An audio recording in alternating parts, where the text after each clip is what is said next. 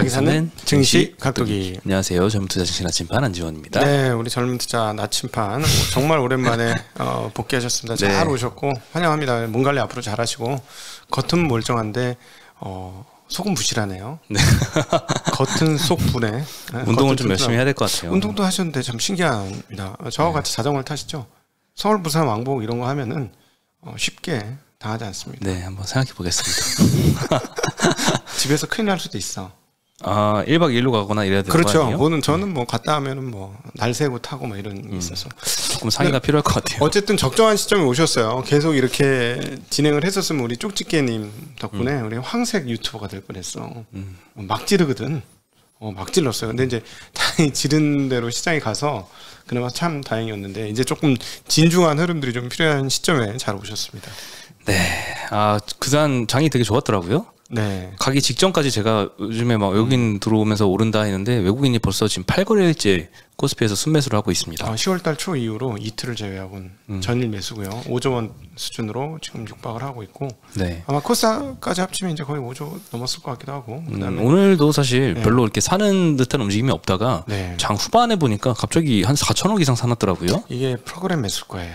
그러니까는 티나게 사면 가격이 오르니까 장 중반에 한꺼번에 사고 뭐 이런 흐름들이 있지 않을까. 근데 요거를 눈치깐 기관들이 같이 사는 거지. 네. 그러니까 오름폭이 좀 빨리 나타나서 저희도 조금 급합니다. 왜냐면은 시장 대비 추가 수익률 내기가 되게 만만치 않은 거예요. 2,600 정도 간다면 그 전에 상당 부분 우리가 만회를 해야 되잖아요. 올해 손실을. 근데 지수가 너무 빨리 올라가. 좀 그 부분 걱정이긴 해요. 네. 지난주인가요? 그 텍사스 연기금 네. 그쪽에서 중국 비중 줄이고 이제 한국 비중을 높이는데 앞으로 한 6개월 동안에 걸쳐서 할 것이다라고 네. 했는데 그 영향이 좀 있겠죠. 아무래도. 일주일 내내 저희 그 얘기 했어요. 네. 우리 방송 안 봤네. 아 봤어요. 안 봤네. 이거. 보긴 봤습니다. 네. 그 얘기 계속했어요. 그 얘기를 아마 저희가 제일 세게 했을걸요. 지금 아마 저희가 가장 빨리 그 스피커로 세게 얘기한 건 다른 분들이 얘기는 하긴 했어요. 같이 저희 얘기할 즈음에 제일 세게 많이 얘기했던 게 아마 저희 채널이 아닌가 싶어요. 그래서 저희 채널 오신 분들은 그나마 현재 시장 이해하는데 좀 도움이 저희 채널이 되지 않았을까. 그것도 그때 처음에 잘 얘기를 해줘서 가기 전에 이야기했죠. 네, 가기 전에 로이타 통신 나오고 나자 제일 빨리 우리가 이 시황에서 그 얘기를 했기 때문에 수운갑입니다. 아주 얘기 잘 해주셨어요. 네, 그래서 오늘도 코스피가 1%나 올랐는데 코스닥은 조금 심심했습니다. 0.18% 상승에 그쳤고요. 업종 대표주 안 갖고 있는 사람 진짜 큰일 났죠 지금. 네, 근데 다행스러운 거는 지금 금융시장이 조금 안정세로 들어가고 있는 것 같아요. 원달러 환율이 1,364.8원으로 마감을 했습니다. 이건 안정이 아니에요. 아직 안정도 아닌가요? 아니, 한국만 튀는 거예요. 원화만 좀 강세가. 원화만 강세니까. 특징적이죠. 네, 오히려 이제 안정은 이제 제가 봤을 때 한국물 채권이 어떻게 되냐는 건데 역시 채권이 오늘도 보면 뭐 10년물은 7.4, 5년물은 9.3, 3년물은 8.7이니까 조금 안정되는 거예요. 네. 확실히 안정되는 거예요. 왜냐하면 굉장히 큰 폭으로 지금 금리가 떨어지고 있으니까. 네. 한국 채권 시장 안정됐으니까 금융 시장 안정됐고 원화 강세는 다른 눈으로 봐야 된다. 원화 강세는 수급 영향인가요? 예, 한국 시장 아까 그 텍사스 바로 그 얘기고요. 한국 시장 초강세 흐름의 이유인 것이다. 그러니까 이거잖아. 원화가 강세여서 외국인이 매수하는 거예요. 외국인이 매수해서 원화가 강세인 거예요. 둘 다 맞는 얘기 아닐까요? 이번에는 후자죠, 확실하게. 외국인 매수가 한 달 접어들고 나서부터 원화 강세가 지금 진행됐고, 제 생각으로는 이제 채권도 외국인 매수가 상당히 들어올 것이다. 네. 우리 채권도 들어올 것이다. 나침반에 감 떨어졌다 일주일 동안. 네, 약간 지금 어지럽습니다. 조금. 네. 네, 그간에 하던 루틴들이 있잖아요. 그렇죠. 그게 조금 그럼요. 일주일 동안 깨지니까 다시 적응하는데 조금 시간이 필요한 것 같아요. 저희가 아침 방송 꾸준히 하고 왜 이렇게 꾸준히 하냐면 안 하면 오히려 더 힘들 수도 있어. 안 하면 갑자기 안 하면 이 모든 게 흐트러지지. 네. 네, 정신 차려야겠습니다. 네, 오늘 업종별로는 전기가스 업종이 제일 많이 올랐습니다. 5.5%나 올랐는데 깜짝 놀랐어요. 와, 한국전력이 오늘 8.77% 상승을 했습니다. 네. 네, 그래서 뭐 전기요금 올리려나 뭐 이렇게 생각해서 뭐 이거저거 찾아봤는데 뭐 S&P 상한제 이야기가 있어서 조금 이따 다시 말씀드리고요. 철강금속 섹터도 3.6% 올랐습니다. 여기서 영풍이 2차전지 재활용 파일럿 공장 가동을 시작했다. 뭐 연 2,000톤 규모로 폐배터리 처리가 가능하다고 하네요. 영풍 원래 하던 일이니까 할 수 있겠네. 네, 영풍이 20% 상승했고요. 고려아연도 5%, 포스코홀딩스가 요즘에 계속 상승하더라고요. 4% 오늘 또 올랐습니다. 덕분에 포스코 홀딩스도 요즘에 상대적으로 괜찮아졌죠. 포스코 홀딩스 말씀드린 거예요. 포스코 홀딩스. 네, 홀딩스가 오늘 2차 전지주로 이제 분류가 되기 시작합니다. 네, 그렇죠. 네. 소재주로 좀 부각이 되고 있고. 리튬 가격이 미친 듯이 올라가니까요. 네, 철강 본업도 좀 돌아서야 될 텐데요. 철강 본업은 이제 아침에 그 포항에 사신 분인가봐요. 삼관문 근처 빼고는 열한 공장은 제대로 돌아가기 시작한다고 하니까 괜찮아지는 것 같고, 그다음에 이제 제가 최근에 봤던 자료들에 보면 유럽발 철강의 경쟁력이 너무 떨어져서 그럼 유럽은 계속해서 철강 수요가 수입을 해야 되는 상황들인데 예전에 그 상황들이 지금 유지되고 있는 것 같다. 일부는 중국 거를 가지고 갈 거고 일부는 또 한국에도 쿼터가 있지 않을까 하는 생각을 합니다. 그래서 왜 이렇게 주가가 안 좋은지 좀 이해가 좀 덜 되는 상황이긴 해요. 네. 그리고 증권 업종이 오늘 2%대 반등을 했습니다. 네. 메리츠가 제일 많이 반등을 했는데요. 6.4% 올랐고요. 키움이 5%, 한양증권 4%, 미래에셋 2% 순으로 지금 반등을 하고 있습니다.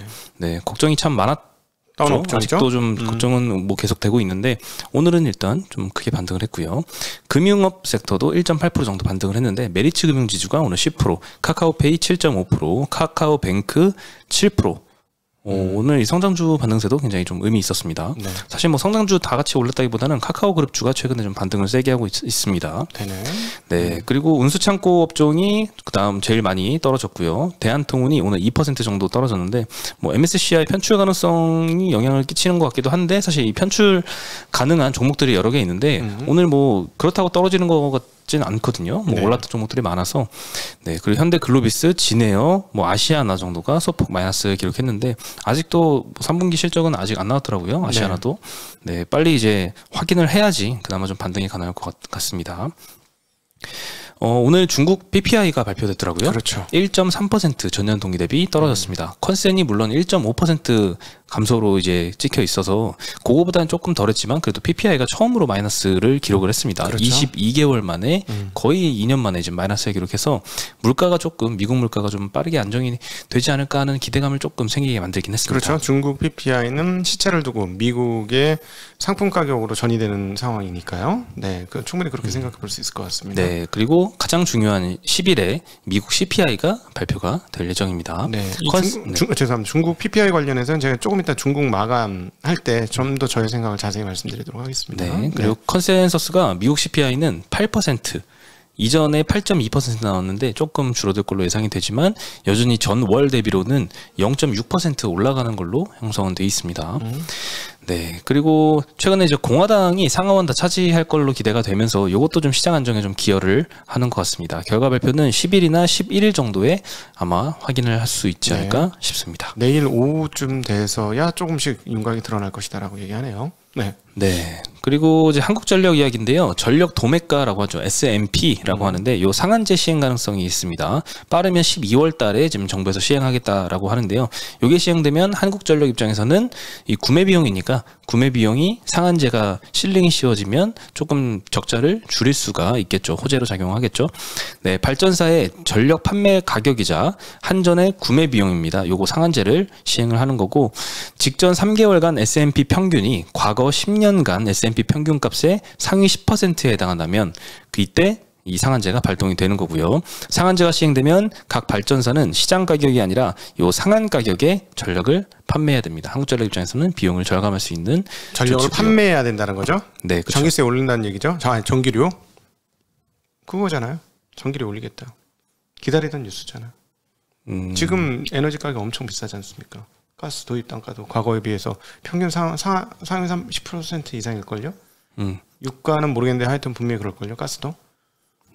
그리고 작년 같은 경우 석탄가가 그렇게 됐었으니까. 네. 네, 그러면 결국은 전기 요금을 올리겠다는 거고 사실은 이거는 뭐 보였던 미래입니다. 저는 너무 일찍 샀을 뿐이고요. 1년을 빨리 산 거죠. 네, 그렇죠. 이런 날을 예상하고 1년을 빨리 사고 네, 못 견디고 안녕. 근데 본격적인 이제 전기료 인상이 이제 진짜로 나와야 되는데 네. 그거까지는 조금 시간이 걸릴 수는 있을 것 같습니다. 주식시장 먼저 눈치 까고 이렇게 움직이는 거니까. 네. 그 적자가 빨리 해소가 되긴 해야 될 것 같아요. 지금 앞으로도 한 3년 동안은 컨센서스가 영업 적자로 계속 찍혀 있거든요. 네. 그래도 주가가 안 빠지는 이유가 있는 거죠. 네. 절대 안 망할 회사라는 거죠. 네. 또 한국전력 하면 요즘 또 한전채 이슈도 있잖아요. 그렇죠. 네, 계속 채권 발행해서 버티고 있는데 아직도 발행 금리가 5.99%로 찍히고 있습니다. 얘네들 때문에 다른 애들이 채권 발행을 못 하는 거고요. 얘네가 싹 쓸어가니까. 네. 네. 근데 그렇다고 해서 이제 발전사 같은 경우에는 판매 가격이 실링이 씌워지는 거잖아요. 상한제가. 네. 그러면 타격을 좀 받지 않을까 생각을 했는데 리포트들을 보면은 연간 실적 추정치는 큰 변화를 주지 않고 있습니다. 네, 조금 더 받을 수 있는 거를 뭐 조금 덜 받는다는 개념으로 좀 작용을 하는 것 같고 실적 추정치를 깎을 정도로 그렇게 큰 타격이라고 생각하지는 않는 것 같습니다. 어찌되었건 뭐 시장은 이건 전기요금 올리네 하고 인식을 했으니까 이렇게 폭발적인 폭등을 했죠. 한전 입장에서 8%면 폭등이죠. 네. 네, 그리고 오늘 신한투자증권에서 음식료 섹터 관련된 리포트가 나왔는데 요것도 참 예전부터 좀 기다리던 이슈인데 요즘 또 다시 이야기가 좀 나오는 것 같아요. 곡물 가격이 조금 안정세로 들어가고 있잖아요. 그래서 음식료 업종이 영 레버리지가 기대가 된다라는 주제인데요. 작년 2분기부터 음식료의 원가 상승이 본격화되면서 올해 상반기까지 음식료 업체들의 전방위적인 가격 인상이 이어졌습니다. 최근 들어선 또 가격 인상이 다시 진행이 되고 있는 상황인데 그 사이에 달러 강세까지 진행이 되면서 원재료 수입 비중이 높은 음식료 섹터에는 부담 요인이었습니다. 네, 근데 이제 실제로 원화가 10% 절하가 되면 업체별로 순이익 감소폭이 어느 정도 되느냐? 제일 좀 많이 감소가 되는 게 농심입니다. 12%나 하락을 하고요. 롯데칠성도 비슷하게 12% 하락, 제일제당이 4% 하락, 오리온 3% 하락, 하이트진로 1% 하락 정도입니다. 원화가 10%만 절하가 돼도 순이익의 12%나 크게 이렇게 타격을 받는 건데 10%만 지금 절하가 된 게 아니잖아요. 올해 들어서만 해도 원화가 한 20% 가까이 그렇죠. 절하가 됐었죠. 그리고 나서 이제 원달러 환율이 고점 대비해서 한 5% 정도 안정을 찾아가고 있는 상황입니다. 네. 근데 이제 내년도 곡물 가격이 2013년처럼 급락할 가능성도 있다라고 전망을 하고 있는데요. 그래서 본격적인 영업 레버리지 효과가 기대가 된다라는 주제였습니다. 그렇죠. 음식료 업종이 지금 원화 강세의 가장 큰 수혜주가 될 가능성이 높네요. 그렇죠. 그렇죠. 네. 그래서 특히 근데 종목별로 좀 달리 해석을 해야 되는 것들도 있습니다. 뭐 삼양식품 같은 경우에는 오히려 원달러 환율이 이렇게 올라가는 구간에 많이 수혜를 받잖아요. 수출을 비중이 많이 높다 하고 보니까. 있는 회사니까. 네. 네. 근데 반면에 같은 라면을 판매하는 농심은 오히려 원자재 비용 부담이 좀 높아가지고 오히려 이 환율 올라가는데 큰 타격을 받아서 국내 사업 같은 경우에는 좀 적자를 보기도 했었습니다. 해외 공장도 많이 있고 농심 같은 경우는 그러니까 워낙 한국 공장이 주력을 하고 있는 삼양은 오히려 달러 환산이 줄어드니까 원화 환산이 줄어드니까 좀 나쁠 수 있겠네요. 네. 네, 종목별로 달리 봐야 될 것 같긴 합니다. 네. 그리고 빈쌀만 방안에 대해서 점점 구체적으로 요 일정들이 거론이 되고 있습니다. 최근에 이제 사우디 에너지부 장관과의 화상 면담에서 이 수소 산업 협력 방안을 좀 논의를 했었는데 오늘은 그래서 그런지 좀 수소 관련주들이 좀 많이 올랐는데요. 네. 빈쌀만이 이제 명동 롯데호텔에서 1박 머문 후에 일본으로 떠난다라는 구체적인 일정이 좀 보도가 되고 있습니다. 그래서 기대감을 좀 더하고 있고 이번에 진짜 좀 오나 봐요. 17일에 네. 온다고 하는데 그간 많이 올랐던 네옴시티 관련된 이제 기업들은 오늘 좀 조정이 좀 있었고요. 네. 수소 관련주들은 오늘 좀 크게 올랐습니다. 네, 그리고 이제 FTX발 유동성 위기에 이 코인 시장이 굉장히 큰 충격을 받고 있고 오전에도 거론을 해주셨던 것 같은데 네네. 오후 들어서까지 이 낙폭이 더 심화가 되고 있거든요. 네. 그래서 오전 방송 못 보신 분들을 위해서 잠깐 말씀을 드리면 이 FTX는 이제 글로벌 4위 코인 거래소인데 이 계열사가 있습니다. 알라메다라는 이 FTX의 계열사가 있는데 자산 대부분이 FTX가 발행한 FTT 코인이라는 게 있습니다. 이 코인으로 가득 채워졌다는 거예요. 자산이. 자기네 회사에서 자기네가 그걸 얘기했어. 그렇죠. 그거 되게 웃기잖아. 모 회사가 발행한 코인을 자회사가 다 갖고 있는 거죠. 갖고 있다는 걸 그 자회사 중 하나인 연구단체 연구소에서 밝혀버렸어. 이건 무슨 깐 건가? 내부 고발인가? 요게 또 계열사예요? 네, 계열사예요. 코인 거래소가? 알라메다가 되게 웃기죠. 알라메다는 그건데 요걸 밝힌 업체가 이 코인 조사 업체거든요. 그게 알라메다예요. 아닙니다. 알라메다는 요 FTT 코인을 갖고 있는 자회사고 이 사실을 밝힌 건 어떤 코인 시장 조사 업체라고 하던데요. 그래요? 제가 뭔가를 잘못 봤나 봅니다. 자폭했다는 건가요, 그러면? 알람에다가 제가 알고 있는 리서치고요. FTX가 FTT를 가지고 있고요.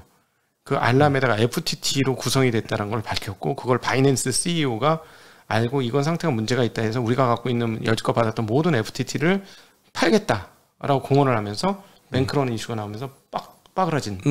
비슷하긴 합니다. 네, 근데 뭐 모르겠습니다.